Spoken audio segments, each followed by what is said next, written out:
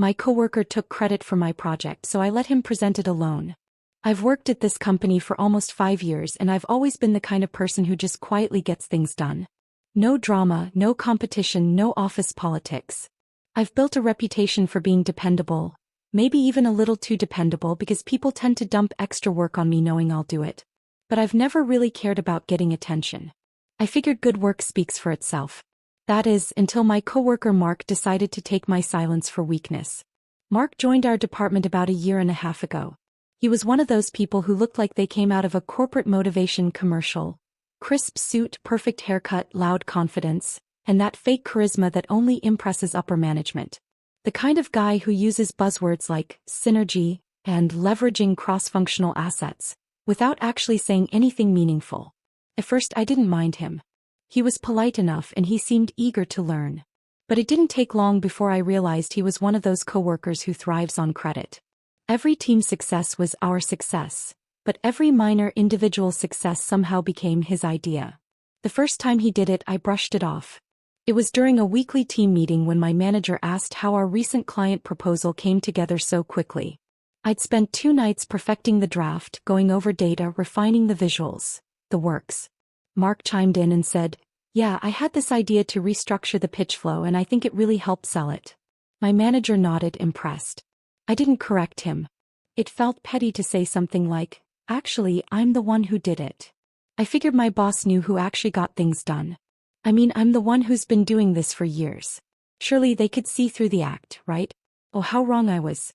It started snowballing from there. Every time we had a group task, Mark found a way to insert himself just enough to claim partial credit, but not enough to actually help when the real work needed to be done. Then came the project, the one that changed everything. This was a major client acquisition proposal, big enough that the department head was directly involved. Our team was told whoever made the biggest contribution would lead the final presentation to the client and potentially get fast-tracked for a promotion.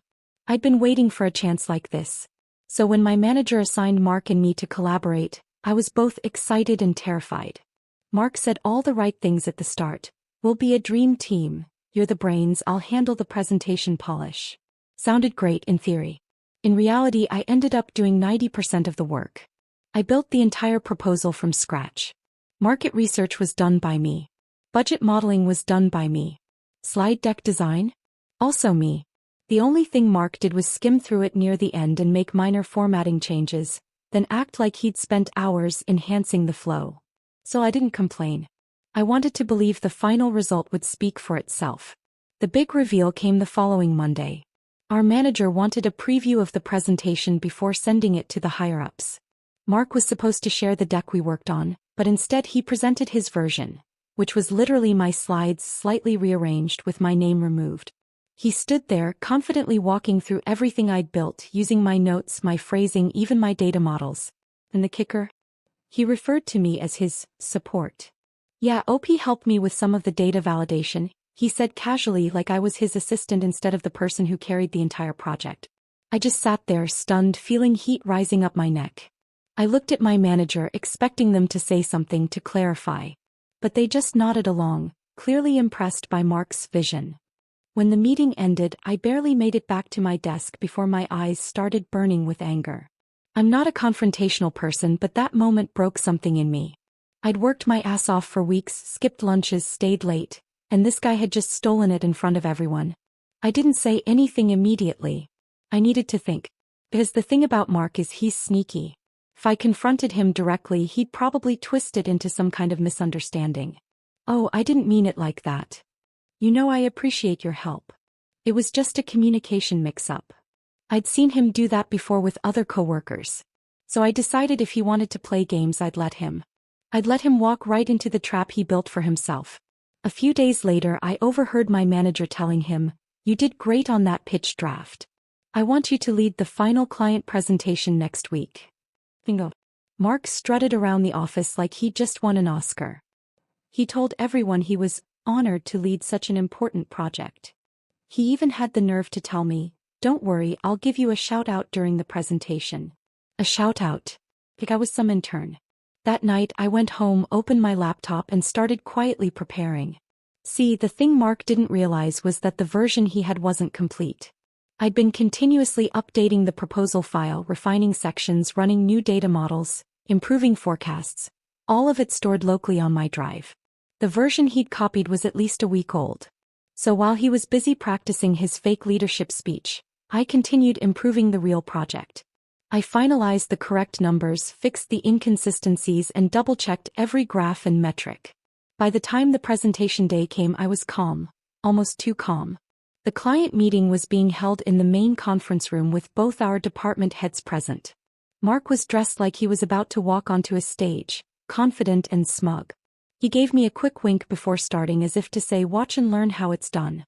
He began presenting, clicking through the slides. At first, everything looked fine, but then he got to the budget section. His outdated version still contained several inconsistencies I'd corrected days ago. The client's CFO immediately noticed. "Wait," she said, frowning. "These numbers don't align with the projected revenue in Section 4. Mark froze. You could see the panic forming behind his eyes. He started stammering something about data integration and possible last-minute revisions, but it was obvious he had no idea what was going on. My manager looked at me confused and asked, "Is that right?" I took a deep breath. "Actually," I said, keeping my tone professional, "the correct version of the proposal has updated figures. I can pull it up if you'd like." The client nodded immediately. "Yes, please." I plugged in my laptop, opened the final file, and started walking them through it. The real project. Every chart, every data point, every explanation flowed naturally because, well, I made it. Within minutes, the tone of the meeting shifted. The clients went from confused to engaged. By the end, they were nodding, smiling, and saying things like, "This is exactly what we were hoping for." Meanwhile, Mark sat there, pale and silent, probably wishing the ground would swallow him whole. When the meeting ended, the clients thanked me directly for the clarity. My boss looked embarrassed, honestly. And Mark, oh, he looked furious, but he couldn't say anything. He knew if he tried to claim credit again, he'd just dig his hole deeper. After the clients left, my manager pulled me aside and asked why I didn't tell him the version Mark was working on was outdated. I shrugged, playing innocent. I didn't realize he was using an old copy. I assumed he'd checked the latest files. That was technically true. I didn't tell him not to. He just didn't bother verifying. Later that day, Mark cornered me by the break room. "You made me look like an idiot," he hissed under his breath. I sipped my coffee. "You did that all by yourself."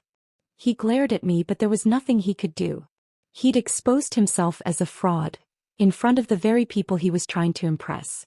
Over the next few weeks, word quietly spread around the office. People started noticing how his past successes always had someone else's fingerprints on them. My manager began assigning projects differently, mostly to me, this time solo. Then about a month later, HR sent out a memo that Mark was no longer with the company. No details, just gone. Rumor had it he tried to jump ship to another department, but after a background conversation with my manager, that opportunity mysteriously disappeared too. I never gloated. I didn't need to. Watching him crumble under the weight of his own arrogance was more satisfying than any revenge plan I could have come up with. What surprised me most, though, was how differently my manager treated me afterward.